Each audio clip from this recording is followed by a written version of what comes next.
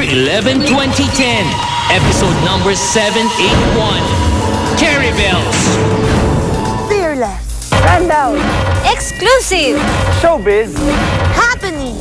Fresh. Balik trabaho na ulit ako. Magiging abala si Mark Heras sa mga susunod na 2 linggo maliban sa Pasko. Pinaghahandaan na rin ng Bad Boy of the Dance Floor ang kanyang 24th birthday celebration on December 14. Fresh! Fresh na fresh! Isa sa mga naging plano ko for my birthday, parang ilabas yung mga bata doon sa my father's house. Orphanage po yun. Gusto ko lang mag-celebrate syempre kasama yung mga taong malapit sa puso ko. Family ko, Ina, friends. Tinotokso ngayon sila Mark at Ina matapos masalo ng dalaga ang bridal bouquet sa bridal shower episode ng Party Pilipinas last week. Hindi pa ba nila napapag-usapan ng kasal? Fresh! Fresh na fresh! Malayo pa. Sobrang layo pa eh. Una-una, gusto ko maging stable muna ako sa trabaho. And masyado pa rin bata si Ina for that. Ayoko naman magsalita ng tapos, pero ako kasi ngayon, I'm happy naman. Matapos ang 2 buwan niyang pamamahinga, sumabak agad sa workshop ang aktor. Paghahanda na rin daw niya ito sa nalalapit niyang project sa GMA. It's gonna be a dance series. And so talagang, so malamang maraming sayawan na mangyayari doon. Dance series. At syempre excited ako dun sa mga kasama ko.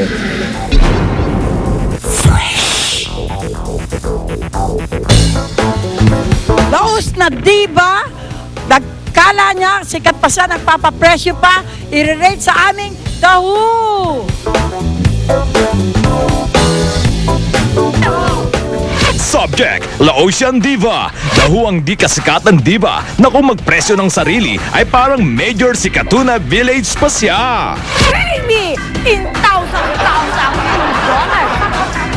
Ang kwento, may kumukuha kay Laosian Diva for a show abroad na itago natin sa lugar na Singapore. Super tumbling ang mga organizers dahil for doing a certain number of songs lang naman, nagpresyo si Laosian Diva ng tumataginting na $15,000.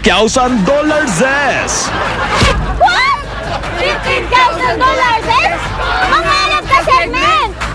The Auctionary, mangarap ka segment, meaning a situation that is so obviously impossible to happen in real life forever and ever. Amen. Dream on ka, girlfriend. Mangarap ka segment, bow. Siyempre, hindi kinagat ni organizers ang presyo ni Laosian Diva and instead got the services of another diva na tama lang ang presyo for her star value and stature. Sing laos, pero di sing mahal. La. Ano ang rating nyo sa Laosian Diva na presyong sikat pa rin ang gusto? IFP, as in, ilusyonadang crowd na nakapout. The Who si Laosian Diva. Pwede namin siyang tawaging Bibe Gandang Hari Pari. Parang Bibe ang faut niya. Pero isosyogo na lang namin siya sa name song na Flor Ferifidya. Yun na!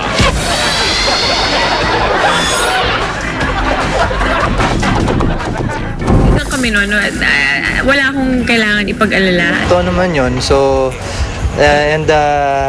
syempre may tiwala naman siya sa akin. Muling naungkat ukol sa kaso ng mga tumalbog na tseke na inisyu umano sa pangalan at lagda ng aktres na si Jenlyn Mercado. Tangkot sa nabanggit na kaso ang dati nitong road manager na si Mel Pulmano. Fresh! Fresh na fresh! That's related dun sa issue namin way back 2 years ago. Sana tinanong na nila yan 2 years ago. Ewan ko, siguro gusto lang nila ulit ng ingay. Hanggang ngayon pa rin, continuous pa rin yung hearing. Kung gusto nilang malaman yung ibang mga details, tawagan niyo na lang yung lawyer. Ang boyfriend niya si Dennis Tino ay nagsimula na mag-taping para sa Dwarfina kung saan katambal nito si Heart Evangelista. Normal na mga eksena yung gagawin namin ngayon. Ito pa lang, ngayon pa lang ako magsisimula. Mortal ako dito, kababata ako nung ni Dorfina. Ang tanong ng marami, hindi ba nag-aalala si Jen na muling maling si Heart kay Dennis? Wala akong kailangan ipag-alala at hindi ko kailangan ng mga ganyan dahil wala akong ganyan sa katawan. Wala akong selos at sa katawan dahil malaki naman ang tiwala ko kay Dennis. At kaibigan ko si Heart, so sana wag nilang gawa ng intriga. Totoo naman yun. So, syempre may tiwala naman siya sa akin. May tiwala ako sa kanya. And yung yung bond na yun ay hindi maaaring ma-break sa amin dalawa. Sa kanilang unang Pasko bilang magnobyo, may mga plano na ba si Dennis at Jen? Fresh na fresh. Sa Pasko, kami ng pamilya out of the country. Yun lang. Kasama si Alex. First time namin out of the country na kasama siya. Kaya ako at saka yung mga buong pamilya ko sobrang excited. Kami naman ni Jen, nagpaplano pa rin kung anong kasi marami rin siyang work Kaya, ayun. Pero definitely magkakaroon kami at hanapan namin ng oras yun na makapag-spend kami ng magsama. Pumunta ako sa kanila, pupunta rin sila sa amin para lang fair, di ba? Tapos, siguro, mag-celebrate din kami.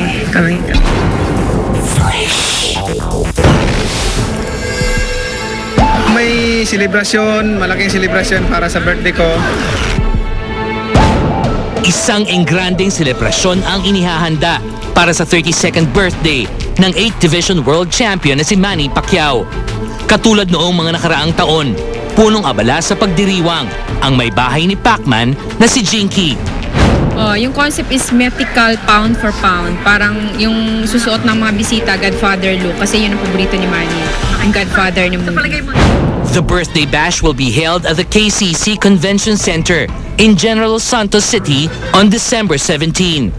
Maraming mga imbitado, si Baba Arom, Freddy Roach baka pumunta. Dami, at saka yung mga congressman, mga kasama niya sa Congress. And then si Miguel Cotto, darating, Anyway, sabi niyo naman yung regalo mo para kay Congressman? meron na. Inaayos ko pa, babayaran ko pa lang. One hug and one kiss, okay na. Ganun ba yun? Kamakailan ay lumabas ang balitang posibleng pasukin pa rin ni Jinky ang showbiz. Siguro hosting, kasi medyo mahihain ako, ayoko mag-acting. Papaalam pa ako sa boss ko. Hindi, ayaw ko siya mapasok. Totally, kasi mamaya mapabayaan yung business namin kung anong mahirap. Bakit pa siya papasok ng showbiz? What for? Diba? Samantala, kumpirmado na ang April 16, 2011 fight ni Manny sa Las Vegas. Pag-uusapan raw nila ni Coach Roach sa kanyang birthday next week kung sino ang dapat kalabanin. Kahit sino siguro, kung sinong makasundo, walang problema. Walang problema, basta magkasundo lang. Wala naman akong pinipiling laban. Basta laban. Ako po ay bumabati ng isang maligayang Pasko at maligong bagong taon sa inyo lahat. At sana lagi kayong pagpalain ng mahal na Panginoon. God bless you. Okay, sapul. Ang tanong, pabor ba kayong pasukin ni Jinky Pacquiao ang showbiz? A, why not? And B, what for? With exclamation point. I am And to vote, type react space A or B and send to 4627 for all networks. I-reveal namin ang resulta later. Text na. Maging member ng StarTalk TX Facebook like page. I-search nyo lang ang StarTalk sa Facebook, click like, at automatic member na kayo. Or if you are active on Twitter account, pwede nyo kaming sundan. Just search StarTalk_GMA7 and click follow. okay, follow. Okay. Narito ba? Ibang istoryang dapat nyong abangan sa Star Talk TX ngayong hapon. What for? Abay, kayo na ang humusga. What for? So what?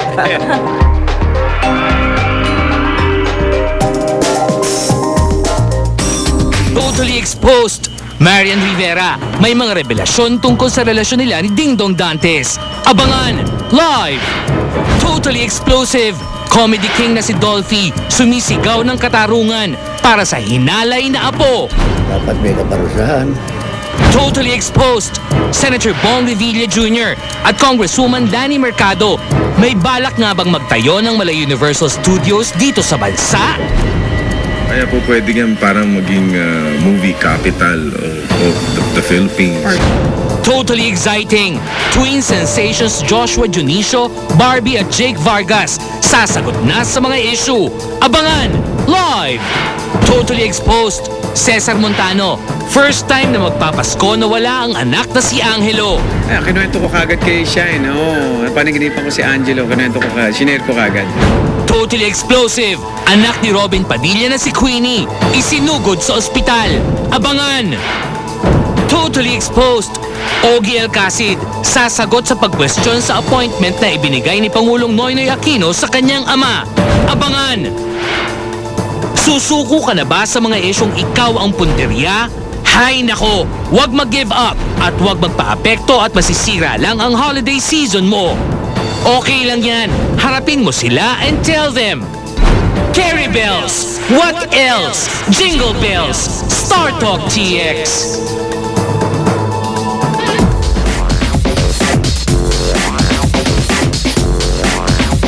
Get the latest showbiz issues straight from the stars sa Star Talk. Hatid ng new best ever Sunsilk at Nescafe 3-in-1.